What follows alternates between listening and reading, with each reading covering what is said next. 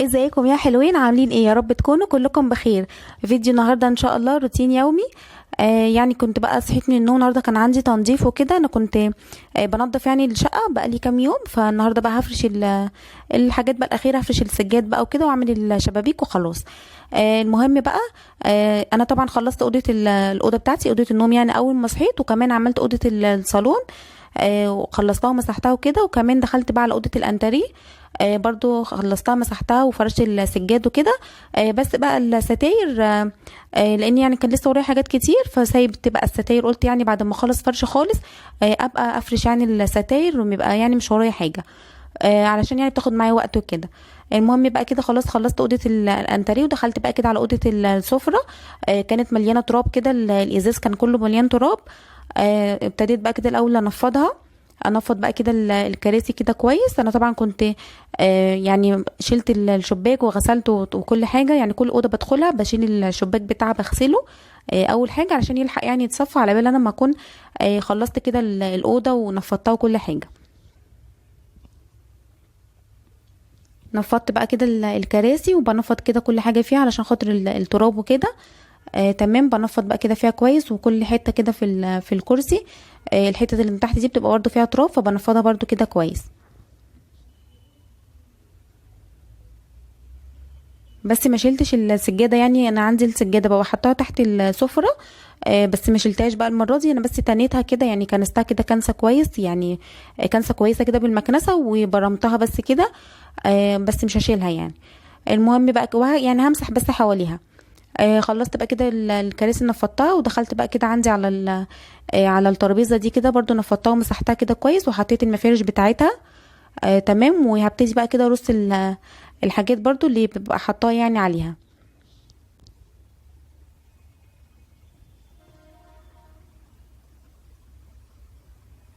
بحط بقى الحاجات دي، انا جايباهم كده، موفقاهم يعني الطقم كده كله على بعضه. يعني هو ما كانش كله، يعني كان التلاتة اللي هم الطوال دول كان طقم. وفي اللي هم الفاستين، اللي هو الفازة اللي هما الاتنين اللي على الحرف دول، برضو كانوا برضو كل واحده لوحدها، انا برضو موافقاهم. عملتهم يعني كده طقم لوحدهم، بس مستنيه بقى لما انزل ان شاء الله العتبه بقى اجيب لهم كده ورد. احطهم او اي حاجه يعني فيها تديها برضو كده شكل. برضو بتاعه السفره برضو فيها نفس برضو دي انا موفقاها، برضو الفازه بتاعه السفره موفقاها برضو مع الطقم ده، علشان يبقوا الطقم كده كل واحد يعني مع بعضه. خلصت برضو كده ترابيزه السفره وخلصتها كلها، ومسحت بقى كده الارض بتاعتها. ودخلت بقى كده على اوضه الاطفال. برضو شلت كده الشباك بتاعها غسلته. تمام، وهبتدي بقى كده اشيل عندي البطاطين، يعني انشرها. على بال ما اخلص يعني اليوم بتاعه كده، واخلص كل حاجه تتهوى يعني كده واحنا لسه في الشمس، لسه في اول اليوم يعني. فقلت كده احطهم اهويهم كده في الشمس كده الصبح. دخلت بقى كده على الأوضة وفرشتها كده خلاص، خلصتها وركبت كمان الشباك بعد ما كانت صفة يعني.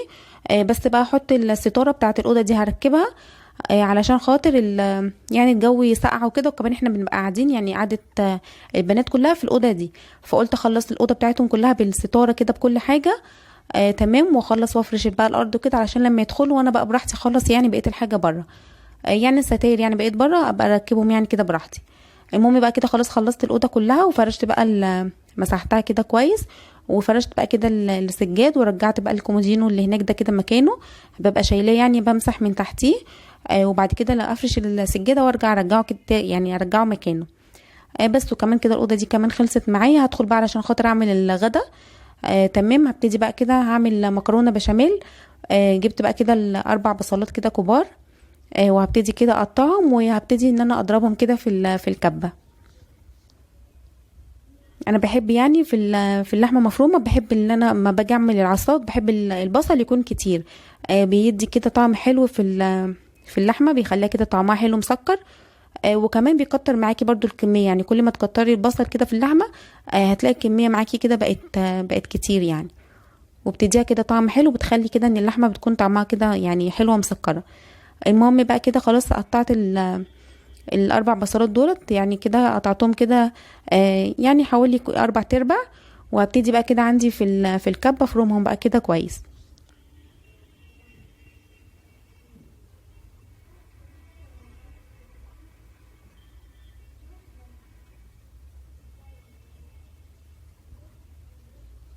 فرمت بقى كده اول جزء كده منهم. تمام. وابتدي بقى كده جبت الحله اللي انا هعمل فيها بقى اللحمه، هبتدي بقى افضي فيها كده البصل. تمام. وهخلص بقى كده كل الكميه.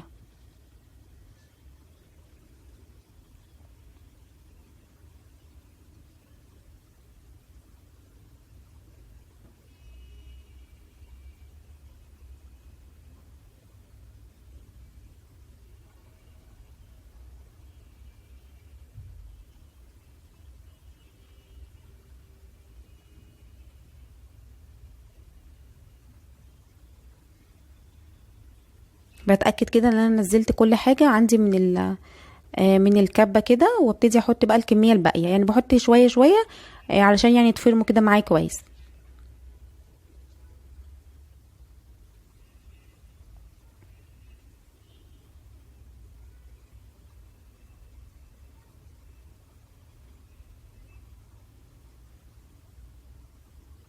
خلاص بقى دول كده اخر معايا، اخر شويه كده من البصل. شايفين بقى يعني الكميه كده، الاربع بصلات يعني كانوا كبار، عاملين كده معايا كميه حلوه. يعني انا بحب البصل كده يكون كتير كده في العصاج. هبتدي بقى كده خلاص. شلت بقى كده الخلاط. همسحه طبعا الاول وابتدي بقى اشيله.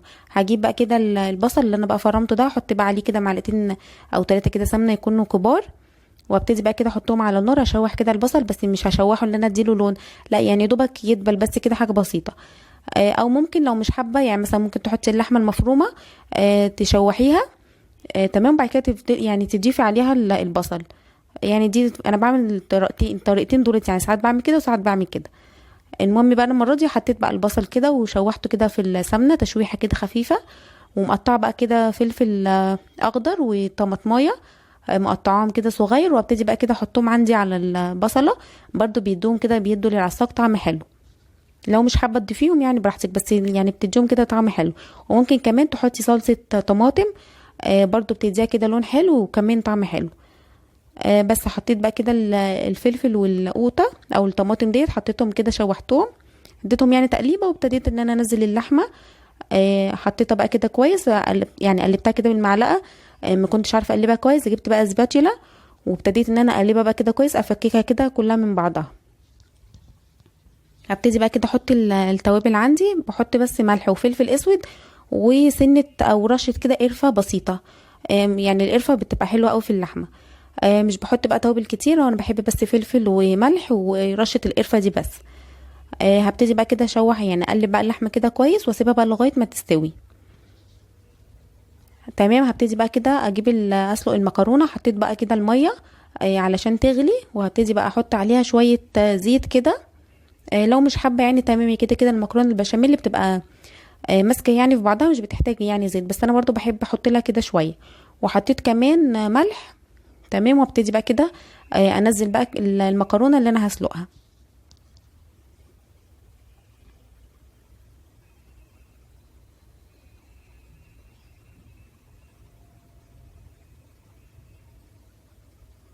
هبتدي بقى كده اقلبها كويس المكرونه، واسيبها بقى لغايه ما تتسلق يعني.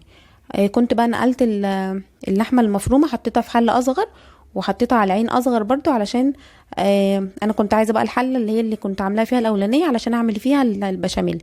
فنقلتها بقى كده في حله الصغيره ديت، وحطيتها بقى على العين الصغيره. وخلاص كده بقى قلبتها بقى كده، لقيت ان هي استوت بقى معايا، خلاص هقفل عليها. هبتدي بقى كده اعمل البشاميل، خلاص اخر حاجه. هعمله بقى النهارده بزبده. جبت بقى كده حوالي 5 معالق يعني او 6 معالق من الزبده. تمام. هبتدي بقى كده احطهم يسيحوا. ممكن تحطي يعني سمنه براحتك زي ما حابه، زي ما انت حابه، يعني سمنه او زبده زي ما انت حابه. او كمان سمنه وزيت، برضو الزيت بيبقى بيخلي كده البشاميل يكون خفيف وبيكون حلو. المهم بقى كده حطيت الزبده. واول بقى كده ما تبتدي ان هي تسخن معايا كده وتسيح، هنزل بقى كده عليها الدقيق.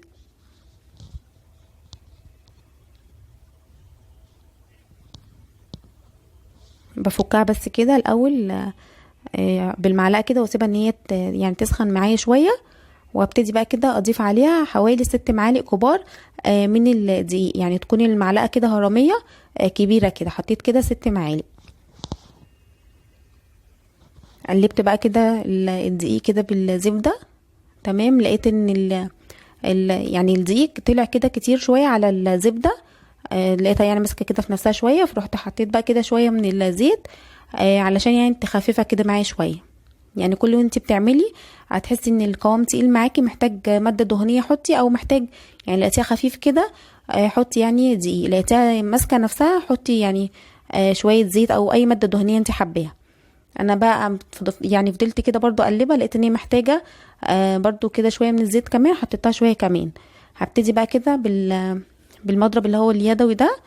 هبتدي بقى كده اقلبها، ويعني احمر الدقيق كده شويه مع الزبده.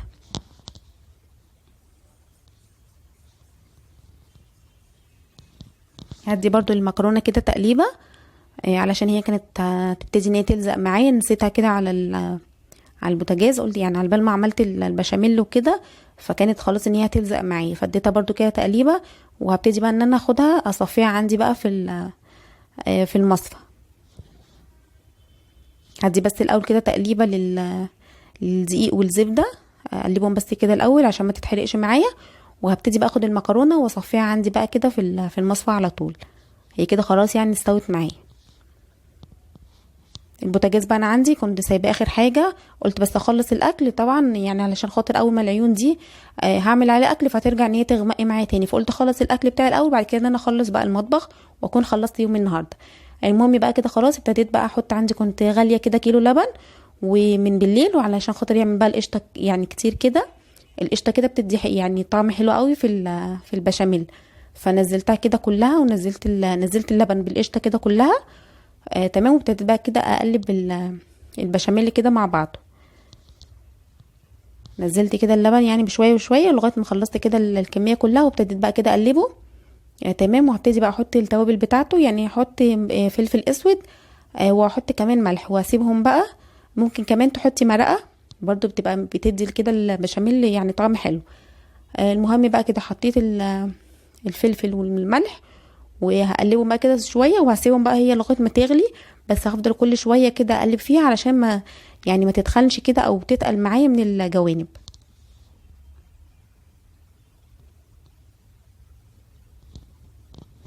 وكده بقى خلاص معايا ان هو بدأ ان هو يتقل البشاميل كده معايا. برضو بقلبه كده كويس من الجناب من كل حته كده علشان ما يلزقش كده معايا، ويبقى مكتل كده في حته وحته لا. وكمان المضرب دوت اكتر حاجه بتخلي يعني بتخلي البشاميل يطلع معاكي كده حلو ويبقى كده كله ناعم مع بعض كده، ميبقاش فيه اي تكتلات كده صغيره. فالمضرب ده بيخليه كده البشاميل حلو قوي، بيخلي كده القوام بتاعه بيكون كريمي. المهم بقى كده خلاص البشاميل برضو كده خلاص بقى جاهز معايا. كل كده الطبقات بقت جاهزه. المكرونه خلاص كده يعني سلقتها، والعصاج كمان او اللحمه المفرومه بقت جاهزه، والبشاميل هبتدي بقى كده اطبق او احط يعني كده كل المكونات علشان بقى ارص الصينيه بتاعتي. جبت بقى المكرونه حطيتها في الحله في نفس الحله اللي انا كنت سالقه فيها تمام. وجبت بقى البشاميل حطيت عليه كده بيضايه وهبتدي كده اقلب بس طبعا يعني سبت البشاميل يهدى شويه علشان ما احطش اول ما احط البيضه وهو سخن فهتبقى هتستوي كده معاكي، هتبقى حمل يعني هتبقى عامله زي الاومليت كده. فسبت البشاميل يهدى شويه، وابتديت ان انا حطيت بقى عليه البيضايه وقلبتهم، واخد حوالي كده معلقتين 3 بالمعلقه ديت وعلى المكرونه، وهبتدي كده اقلبهم كويس مع بعض.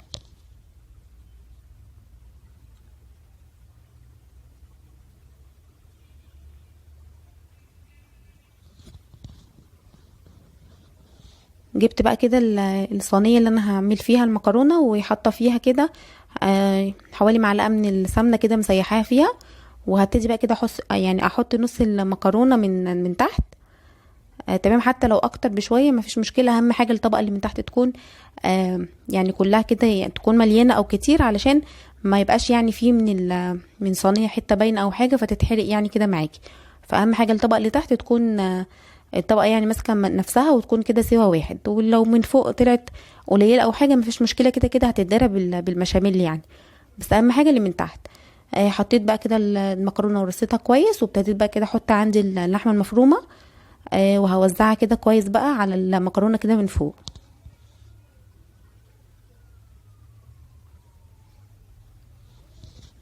حطيت بقى كده المكرونه وسويتها، هبتدي بقى احط باقي الكميه كده اللي عندي. هنزل برضو كده باقي الكميه ديت، وابتدي ان انا افردها برضو كده من فوق.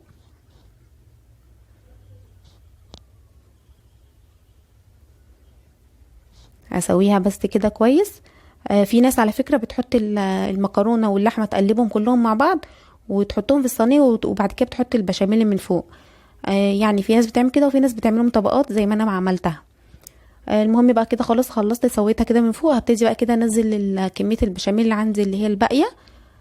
هبتدي بقى كده احطها كده من فوق، وابتدي بقى كده اسويها كويس.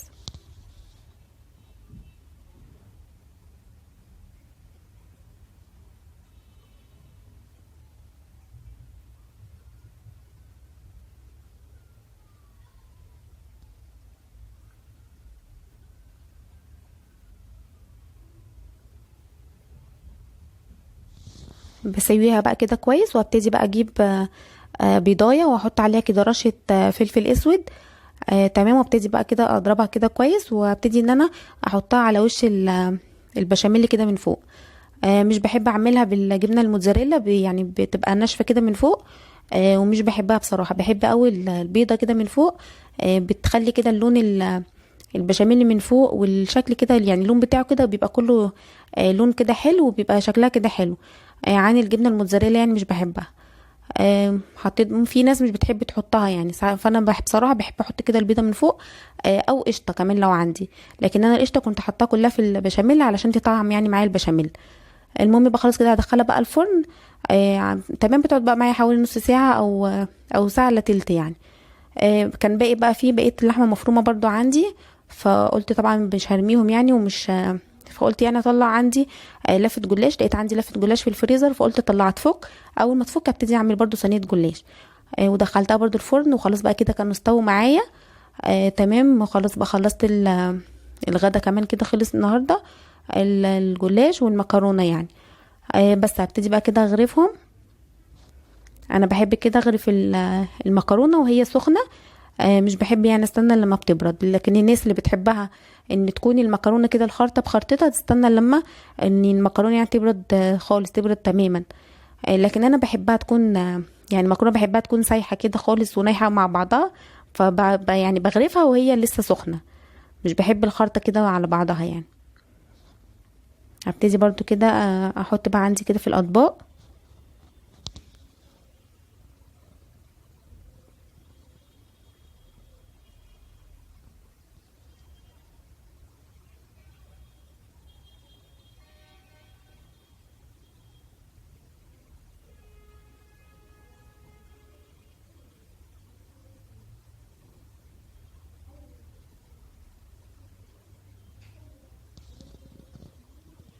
خلاص بقى كده غرفت منها.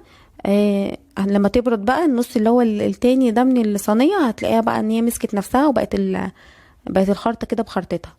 المهم بقى كده خلاص خلصتها. ابتدي بقى كده اغرف برضو كمان الجلاش برضو كده اقطعه. انا برضو ببقى مقطعاه يعني قبل ما يعني ما بدخله. يعني الجلاش انا طريقته سهله جدا. انا جبت كده كل ما بين طبقه والتانية، دهنتها كده بالسمنه. كل ما احط طبقه ادهن كده بالسمنه علشان يطلع كده معايا حلو كده ومورق وطري. تمام. ولما خلصت كده نص لفه الجلاش، نص الكميه يعني، حطيت بقى اللحمه المفرومه. وبعدين كملت بقى بقيه الطبقات برضو بنفس الشكل. كل ما احط طبقه جلاش ادهنها برضو دهنه كده بالسمنه. تمام. ولما خلصت بقى كده كل الكميه قطعته. تمام. وابتديت بقى كده جبت بيضايه. تمام. وجبت نص كوبايه لبن ونص كوبايه شوربه، يعني بحطهم كده في مج كبير.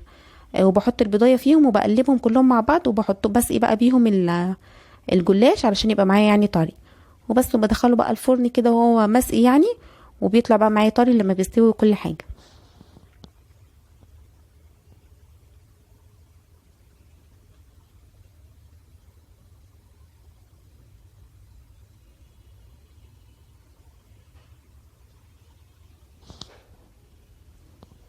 واخد بقى كده لون حلو كده من تحت، علشان ببقى دهنه كده الصينيه كده بالسمنه، عشان ما يلزقش كده معايا وياخد كمان لون حلو. خلاص بقى كده خلصت. وكمان كنت عامله مكرونه كده بشوربه جنبيهم يعني، والمخلل. وده كده يعني خلاص كده خلصت كمان الغدا.